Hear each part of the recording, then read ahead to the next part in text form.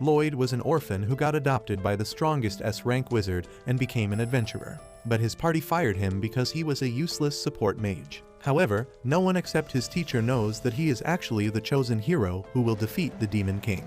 When Loid was just a boy, his hometown got destroyed because of the Demon King's attack. However, he survived, and an S-rank adventurer wizard named Merlin found him. She seemed to have lost someone precious in the battle against the Demon King too, and to cope up with her loss, she decided to adopt Loid and take him as her disciple. Merlin takes him to her house, and the very first thing she does is create a fireball out of thin air. She tells the awestruck Loid that if he can't create fire using magic by evening, he can't have dinner. Loid keeps trying hard to create flames, and as soon as he succeeds, he excitedly runs to show it to his teacher. Merlin sarcastically tells him that he did good before blowing out his tiny fire and then roasting him medium rare, saying that he still has a long way to go.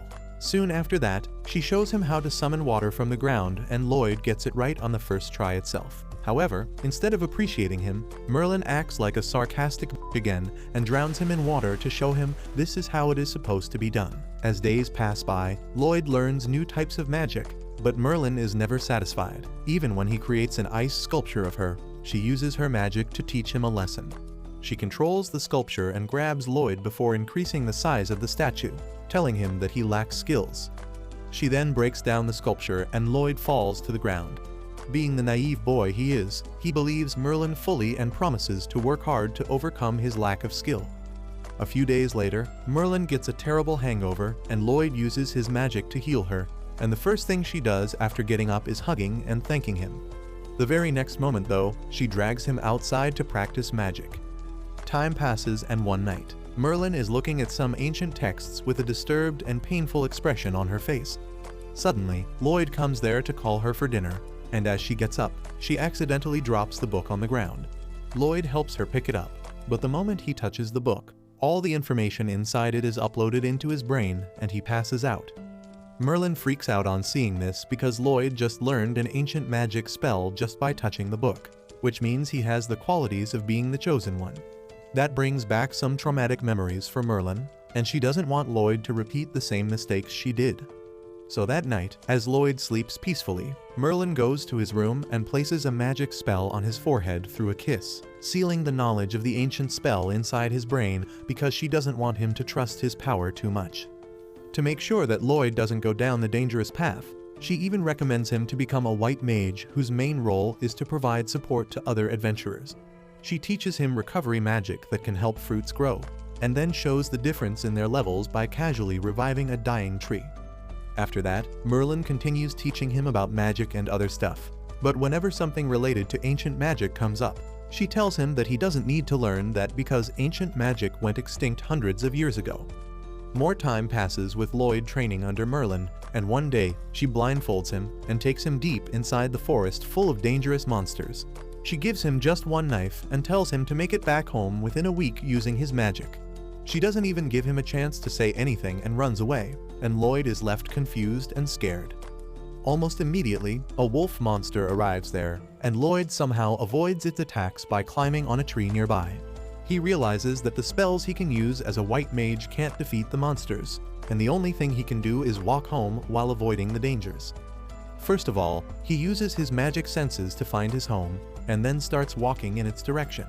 He uses magic to ripen fruits to eat, and at night, he tries coming up with new magic spells that can help him stay safe. He continues his dangerous journey alone, experimenting with new spells that can help him find food and run faster. The next day, he almost gets gobbled up by a spider monster, but thanks to his spell that makes him run faster, he is able to get away safely. Loid doesn't stop using the spell till he reaches home, and as a result, he collapses from exhaustion right in front of the door. Time passes quickly and Loid grows up to be a teenager, who gets curious about the outside world when he finds a magazine about the city nearby. Merlin's attitude around him has changed as well, and instead of dragging him to practice magic, she pulls him out of his daily chores to create new types of magic spells. She comes up with new ideas at the most random moments and makes him pull all-nighters consecutively to help her make those ideas a reality. Loid can't handle all that stress, and one night, he decides to run away from home to explore the world. The next morning, Merlin finds his room empty with just a magazine about the city on the desk, and she realizes that her little boy has finally grown enough to enter his rebellious phase. Meanwhile, Loid reaches the city and gets swept up in its momentum. He spends the small amount of money he has on food and wonders how can he earn more, when a recruitment notice for an adventuring party hits his face. He doesn't even notice that someone was watching him and decides to try his hand at becoming an adventurer. The first mission he takes after joining the party is fighting a cyclops, and he is thrilled because he has never seen anyone fight such strong monsters before. The cyclops is pushing back Alan, the leader and main DPS of the party, and he asks their healer to cast a healing spell on them. Loid decides to help out as well by instantly casting a support spell over all his party members, but none of them even realize it. The archer quickly shoots an arrow into the monster's eye, blinding it, and as it tries to take the archer out, the tanker named Riina rushes to block the attack. She is shocked because she feels almost no weight behind the punch, and in the meantime, the mage of the party binds the cyclops, giving Alan the chance to finish it with one slash. Because of this, Alan becomes a star overnight and people begin hailing him as a hero. On the other hand, Loid is completely neglected and gets only loose change as his payment because he is D-rank white mage. He accepts that amount because he thinks he is only worth that, and when Alan says they should toast to their success, he quickly excuses himself because he doesn't drink. The girls are pissed because he refused Alan's offer, but he doesn't actually mind because he doesn't consider Loid a member of their party. He says that all white mages are useless, but they still need one to comply with the guild rules, and it doesn't make a difference if it is Loid or anyone else. Riina, however, thinks that there is something no one is paying attention to, and she is quite curious about Loid. On the other hand, the guy keeping tabs on Loid turns out to be Merlin's informant, and he gives her constant updates about her student. Merlin says that she is not worried about Loid as long as he doesn't get too arrogant, and the spy will ask her if she regrets what happened in the past. Merlin bites her lips as she recalls the day she fought against the Demon Lord with her party led by hero Sybil. The Demon Lord could not win against them, so he decided to self-destruct instead, destroying an entire city with him. Hero Sybil used the ancient magic to revive all the people who died because of the Demon Lord's attack, but he had to sacrifice his life to do that. Losing him was a great blow to Merlin, and while she adopted Loid just as a coping mechanism, she never thought he would be a chosen one just like Sybil. She swears that she will never repeat her mistakes, and she will do whatever is necessary to keep Loid safe. Back in the city, Alan quickly becomes a big shot after slaying powerful monsters thanks to Loid's support. Of course, no one notices this except Riina, who only has a faint idea about it. One night, Alan receives a request from the soldiers to defeat some golems that are killing their troops near a patrol point. Alan quickly takes up the offer, thinking that it will be quite easy. He takes his party to the patrol point, and Loid uses his magic search to find that they need to enter the waterfall to fight the golems. Once inside, Alan fights the golems, but a summoner keeps creating new ones each time. Loid realizes that the summoner is using a magic stone to create new golems, and he quickly buffs the archer, telling her to shoot the summoner. She obeys him, and her arrow somehow curves around a pillar to hit the summoner in the chest. Loid then orders the wizard to teleport the magic staff to him, and he immediately seals it as well. This doesn't sit well with Alan, who feels that only he can give orders to his party. He then decides to focus on the golem, and Loid warns him to step back because the golem is out of control after losing its master. Alan doesn't listen to him and charges ahead, and Loid has to use a special magic to catch up to him and save his ass from getting squashed by the stone giant. Alan gets angry at him, and just then the golem powers down, giving him the chance to destroy it. Once the mission is over, Alan immediately fires Loid, saying that he is useless and always hides at the back.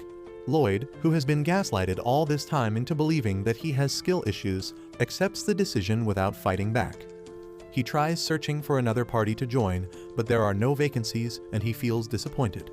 Luckily, a girl is looking for a free white mage urgently, but the receptionist tells her that it will be hard to find someone who can meet her conditions. With no other options left, the receptionist points at Loid, and as soon as the pink-haired bitch confirms that he is an unemployed white mage, she drags him along with her. Turns out that the pink-haired girl Yui is a member of an S-rank adventure party, and they recently went out to hunt some bandits. Their teamwork and superior strength allowed them to easily defeat the bandits, and they cornered the boss too, telling him to surrender. However, the boss decided to pull out his secret move and summoned a giant stone golem to fight against them. Yui's party realized that it was resistant to magic and weak physical attacks wouldn't do much against it either.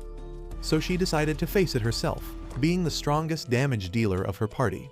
She dashed towards the golem and striked it with her full power, but she could only leave a scratch on the golem's body. She had to back away and dodge the golem's attack, and then she asked their party's white mage to buff her up.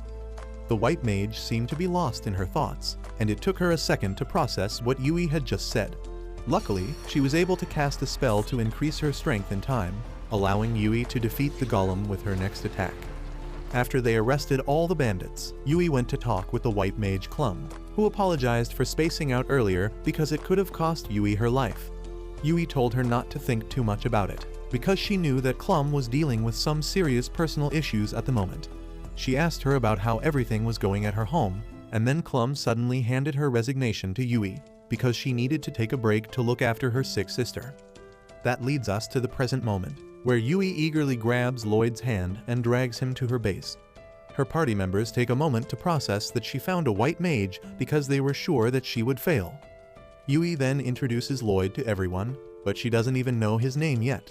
After that, she introduces her party to him, which includes Daggaz, the shield user, Cross, the archer, and Silica, the mage. Lastly, she introduces herself as the swordsman and the party leader, welcoming Loid to their party. Loid asks her when did he consent to joining the party, and Yui is taken aback because she didn't even realize that she never asked him the main question. Daggaz and Silica understand that she eagerly dragged this stranger to the base without explaining everything, and they apologize to him for that. After that, they turn to Yui, telling her that even if she found a white mage, he can't replace Clum, and they should give up on their current quest. Yui gets upset on hearing this and says that their client asked them for help and they can't turn them down like this. Loid asks them why don't they let another party take the quest, and Daggaz tells him that it is not possible because they are dealing with a rank quest.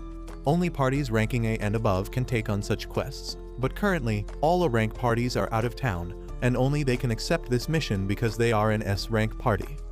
Loid is shocked to hear that he is standing in front of S rank adventurers, and he really wants to help them, but once again, his low self-esteem makes him believe that he is too weak to be of any use.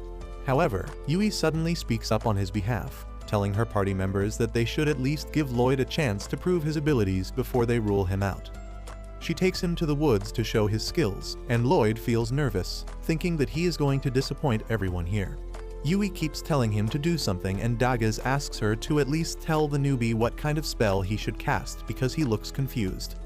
Yui asks Loid to cast enchantment magic on all of them, but Cross and Silica think that it will not be possible because only very skilled white mages can do that. However, Loid is shocked because after hyping up the job as the most difficult thing in the world, Yui just asked him to cast a very basic level spell. He asks her if she is sure that this is the test he needs to pass to join her party, and she affirms. The other party members tell Loid that he doesn't need to act strong if he can't do it, because they know how difficult it is. However, Loid tells them that he will do it. He quickly summons his staff out of the dimensional storage, and that is already enough to shock everyone. He then casts 5 different types of enchantment spells on them at once, and they don't even realize it because he is too fast. Yui asks him where did he pull that staff out of, and he tells her about the storage spell that he can use to keep things. He then asks if she is satisfied with the results of the enchantment spell, and Yui is confused because usually it takes more time and an incantation to do that. Everyone starts feeling lighter and stronger as a result of the spells, and to try out the effects, Yui swings her sword at a big tree nearby. She is able to cut through the tree cleanly, even with a gentle swing, and her entire party is flabbergasted at this. Loid then tells them that he cast 5 types of enchantment spells on them, and they almost can't believe what they hear. Loid explains that he thought casting just one spell on all of them was too simple to be the real test, so he tried to go beyond that and show what he can really do. Yui and others are too stunned to even reply, and Loid thinks that they are just disappointed by him. He returns his staff to the storage, saying that he understands that he is not fit to be the white mage of their party. He apologizes for wasting their time and begins walking away, but then Yui stops him. She finally bothers to ask Loid about his past work experience, and he shocks everyone by revealing that he was fired from the hero's party for being too weak. Yui and others wonder what kind of standards the hero has for calling Loid too weak, because they have never seen anyone who can cast 5 enchantment spells at once. When Loid still insists that he is weak, Cross begins to worry more about his standards. Loid changes the topic by asking them why don't they call their party's white mage back, and Yui explains that Clum's sister is really sick, and she was taking care of her while working as an adventurer the entire time. Naturally, it took its toll on her, and she could no longer do both the things, so she decided to take a break from being an adventurer. Daggaz says that they could have completed most quests even without her here, but rank quests are quite difficult, and they definitely need a white mage to do them.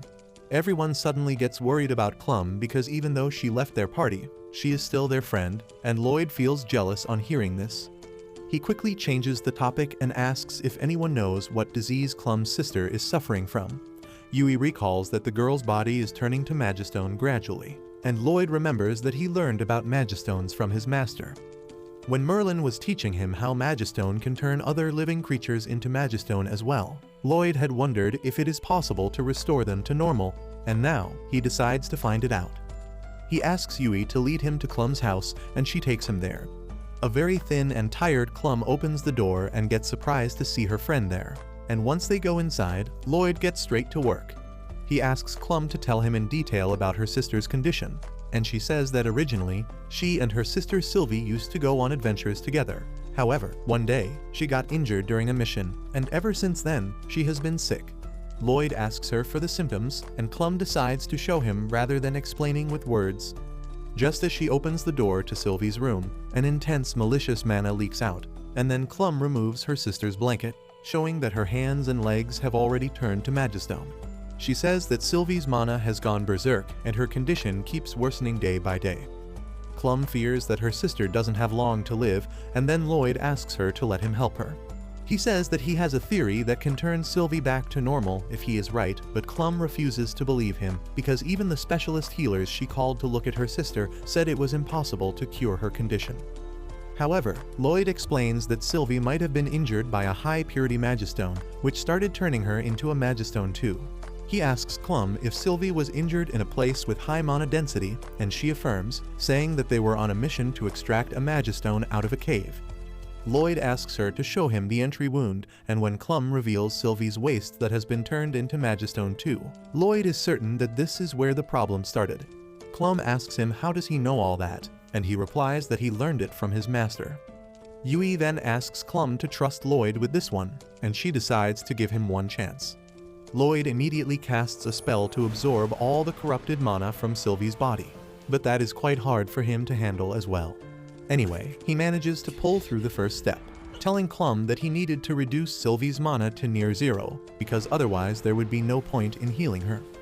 He says that he will continue absorbing her mana while healing her, and casts another spell to start the healing.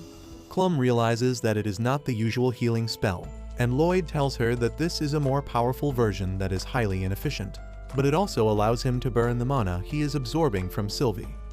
Clum is speechless on hearing this, and Yui asks her if Loid is doing something impressive. She replies that he is casting two self-made spells at the same time while enduring a tremendous amount of mana, both of which would be impossible for even the greatest white mages. Soon, Loid's method shows its results, turning back Sylvie's petrified body to normal. As a result, Sylvie regains consciousness, and Clum starts crying tears of joy on seeing this. Later, she tells Yui and Loid that once her sister recovers, they both will go on adventures together again, and she wants Loid to support her party in her place. He tells her that he is not qualified enough for that, but that statement goes above Clum's head, and she asks him to do what his heart says. After that, Yui and others throw a party to celebrate Sylvie's recovery, and they thank Loid, who still thinks that he is not worthy of it. However, he sees how well everyone treats him here even though they just met, and he nervously asks them to let him join their party even though he lacks strength. Everyone is pleasantly surprised by his change of mind, and they gladly welcome him to their party. After that, they throw a welcome party for Loid and tell him to eat as much as he wants because they are going to cover the bill tonight. Loid starts eating like he has never seen food before, and his new party members are quite amused to see that. They ask him if he was so hungry, and Loid tells them that the food in this town is really amazing. That is another shock to everyone because the food here is quite average, but Loid tells them that compared to what he has been eating since childhood, the food here has amazing flavor. Yui is curious about his childhood now, and Loid tells her that he used to live with his teacher, who cooked whatever grew in her garden. She collected wild mushrooms sometimes, and other times she would simply roast meat from wild beasts and then give it to him without any seasoning. Loid says that because of that, he learned to cook, but even then, he could never make food as good as this. Yui doesn't even care about food at this point, and she is more curious about the person who taught Loid magic. She asks him to tell her more about his teacher, and the other party members also join the bandwagon. Silica asks if his teacher is also a white mage, and Loid says that she is more of a combat-oriented mage because he often saw explosions when she was working alone. Silica is amazed that someone who is not a white mage trained Loid so well, and he agrees that Merlin is beyond amazing. Silica says that she would love to learn a thing or two from her, but Loid stops her right there, telling her that she would regret this statement for the rest of her life if she learns the truth. Anyway, after discussing some more about Merlin, the party decides to hold a strategy meeting for their mission, and Yui asks Daggaz to explain the mission details to Loid because she sucks at giving presentations. Daggaz tells Loid that their mission is to defeat monsters that are destroying local farms, and Silica tells him that multiple species of monsters have come together to form a pack. That is the first time Loid is hearing such a thing, and Daggaz says that it is new information for them too, but they need to take it seriously. Suddenly, Cross remarks that since they are against a huge number of enemies, he and Yui will struggle because physical attack dealers aren't good at handling mobs. Yui agrees, saying that Silica will have to carry them this time because she can use wide area spells. But even Silica is nervous because using wide area spells consumes too much mana. Yui then asks Loid if he can use attack magic, and he replies that he can use basic level spells, but the result is not that impressive. Daggaz then moves on to the strategy formation part, and says that he and Yui will gather the monsters in one area so that Silica can attack them at once. Cross will protect Silica and Loid, who will focus on healing and support. After that, everyone heads to the inn to get some rest, but Loid starts walking in another direction. Daggaz stops him, asking where is he going, and Loid nervously replies that he is too broke to afford a room in the inn. Daggaz immediately gives him a pouch that has more money than the sum of all the money Loid has seen in his entire life. He gets flustered and tells Daggaz that he can't accept it, but he replies that this is not charity because he will subtract this amount from his salary. Loid can't refuse now, and he thanks Daggaz, promising that he will work his best to repay the amount. The next morning, everyone gathers in front of the inn, and Yui is the last one to arrive. She asks everyone where their bags are, and they excitedly tell her that Loid put them all in his magic storage so they don't have to worry about carrying them. Yui immediately takes up the offer as well, and Loid quickly puts her stuff in the magic storage. Yui and Silica start glazing his amazing skills, but Loid tells them that he can teach it to all of them. Everyone is shocked to hear this because they have never seen anyone other than Loid use this magic, but he assures them that it is fairly easy to learn, even though increasing the storage capacity needs some training. With that, they depart on their mission, and on the way, Loid learns the importance of having fun during long quests. They reach their first campsite way earlier than scheduled because they don't have to carry the luggage, and there, Loid takes out the stuff from magic storage so that they can set up their tents. Yui decides to go splash around in the river now that they have set up tents, but Daggaz scolds her, saying that they still have to collect firewood and food. Loid volunteers to collect firewood, and Yui thanks him for reducing the workload. She then drags Silica away with her so that they can take a bath, and in the meantime, Loid goes to the forest and collects some dried sticks. He then spots the fruit he used to eat in his childhood and decides to take a handful for his party members, when suddenly, he hears Yui screaming. He rushes towards the direction of the scream and finds a giant serpent monster attacking Yui and Silica, who are completely defenseless against it. Loid immediately rushes in to help them, attacking the monster to grab its attention. Using this chance, Yui and Silica rush to the shore, and Loid waits for them to cover their bodies with a towel before tossing their weapons to them. He then instantly casts 2 enchantment spells on them, and Yui immediately lunges at the monster, cutting it in 2 with a single strike. However, even the severed head of the monster puts up a fight, and Silica tells Yui and Loid to take cover before she shoots a fireball at it, taking it down in 1 hit. She is shocked because she usually doesn't have that kind of firepower, but it doesn't come to her mind that Loid buffed her up. Meanwhile, Yui thanks him for saving their asses and asks him to put her sword back in the storage again, when suddenly, her towel drops and Loid gets to see the plot she'd been hiding. Both of them freak out, and Loid gets slapped even though it was not his fault. Anyway, once they return to the campsite, Loid decides to teach everyone how to use storage magic. He tells them to open up a space using their palms at first, but they don't understand how to do it. However, on Silica's advice, they give it a try, but they just look like a bunch of morons squishing an invisible balloon. Loid feels that he is a bad teacher because he can't teach it to them. But then suddenly, Silica chants storage, and she is able to open up a magic space. Everyone suddenly realizes that they can't cast spells without incantation like Loid, but if they can use chants, they can figure it out eventually.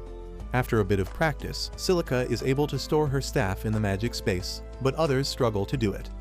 Later at night, while the rest of the party is sleeping, Loid and Yui are on watch. Yui suddenly sits in front of him, thanking him for joining the party, and he replies that he was also jobless so he should thank her. He then remembers how determined she was to complete the quest because their clients needed help, and asks her if there is any special reason why she is so dead set on doing this quest. Yui tells him that when she was little, her village was attacked by monsters, and she was the only survivor. So when she heard about the quest, she couldn't stop herself from accepting it because she wanted to save people from the situation she had faced. Suddenly, Loid cuts her off, telling her to be silent because there are monsters nearby. Yui gets alert and summons her sword, while Loid tells her to go and wake everyone up. Soon, the entire party is ready to face the spider monsters, but they realize that their numbers are too huge, and they should retreat for now. They start walking back slowly, but then unfortunately, Yui steps on a twig, and the sound attracts the attention of the monsters.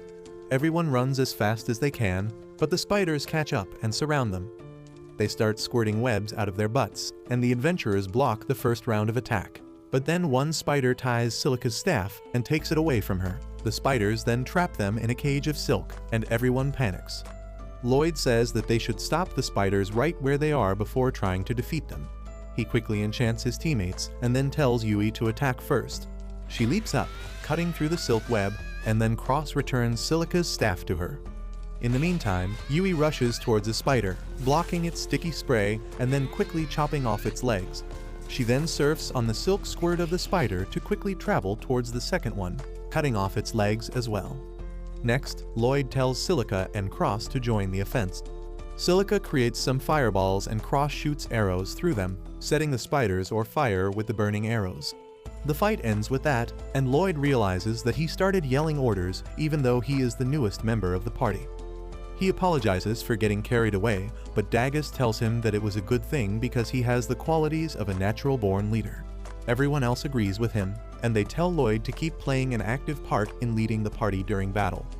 The next morning, everyone has learned the magic storage spell well enough to carry their own luggage, and as they resume their journey, Loid keeps thinking about why the spider monsters were here. But that's where this video ends. Remember to like and subscribe to the channel. Thanks for watching, and I'll see you next time.